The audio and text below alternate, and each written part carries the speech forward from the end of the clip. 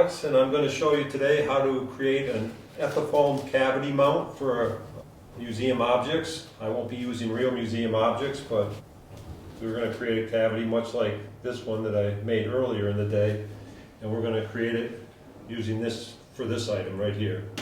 And we've decided to make them to fit into this custom box, which is also created by University Products. Now, the first thing that I'll do is take a big piece of Ethafoam and cut out, well, I'll have to measure. These cavities in the box are 8 inches by 6 inches, so I will first measure that out. And I'll start by using the Ethafoam knife saw, but first we have some cut protection gloves. And the nice thing about this saw is it doesn't leave any chafe. It's a nice razor blade type of cut.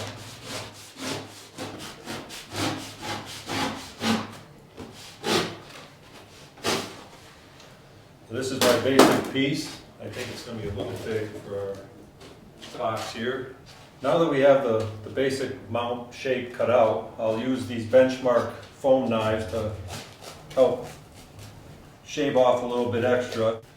Okay, so now that we have our block of Ethafoam, we're going to create a cavity for this little object. Again, it's not a real museum object. Basically, my first step is to trace the pattern that we will use. Now, of course, we're going to have some idea of the depth of the cavity we're going to create. So this object is a gauge which we will use to form an impression of the object. So I take this vase, which is about maybe 6 inches in height, and I try to form the shape of it.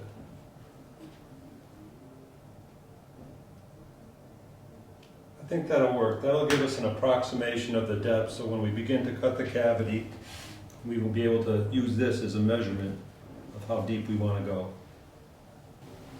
So now I got my gloves back on, I'm going to use the benchmark foam knives to begin cutting the profile that I drew earlier.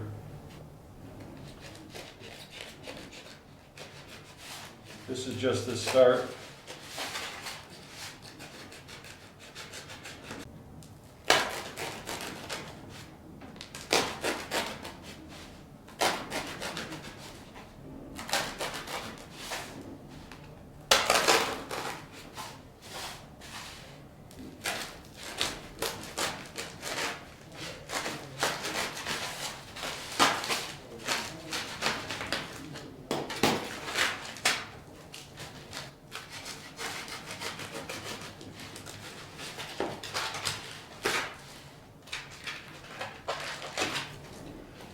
Now we have the rough cut of our Ethafoam cavity, very rough cut. But we're going to smooth this all out by using our quick cut hot knife.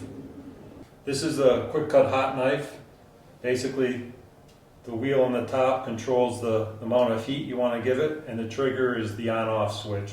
It heats this blade, which can be bent into a variety of different shapes depending on what kind of cavity you want to create. Good. I'm going to use a very basic small V-groove shape to begin cutting the Ethafoam. If I was making a bigger mount, I would use the sled attachment. It simply attaches to the quick cut hot knife. A longer blade would be put in here, and you could do longer cavities within the Ethafoam. I don't need that today. I'll just give it a second to heat up.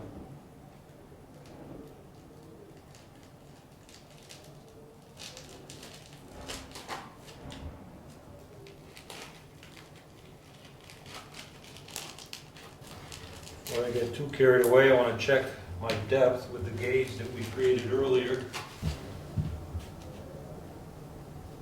We've got a little ways to go on, especially at this end.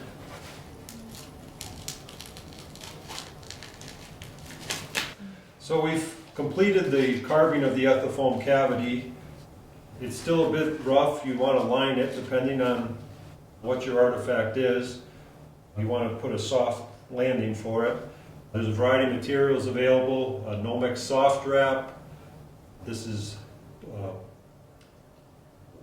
polyester stocking net, polyester batting. There's a variety of things. This is an adhesive back felt, which can also be used. For this particular object, I'm going to go with the polyester batting to start with.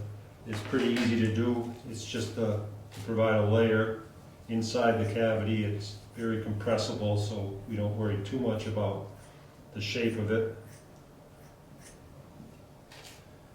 And we just snug it right into the cavity that we've created. If this had been a very heavy object, we might want to add what we call lift straps, which is simply a cotton twill tape that you could put inside the cavity before you put the object inside of it. Once the object was inside, the idea is you can use the twill tape to lift it out of the cavity without damaging it.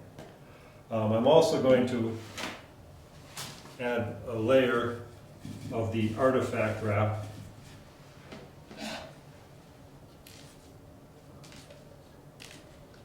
Again, this is a nice, soft, smooth material. It's inert.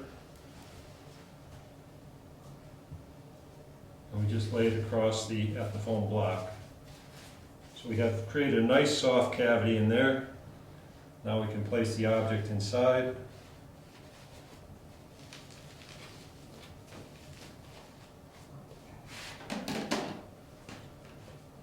For neatness, we can trim it.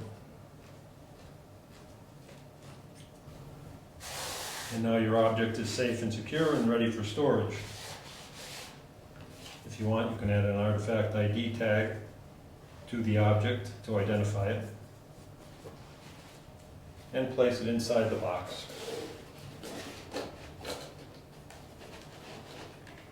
Well, I hope that this video was a help to you. I would remind you to always consult a professional conservator or archivist before working with your collection. But all these materials and tools and many more products for display, mount making, archival storage are available through University Products and at our website at www.universityproducts.com.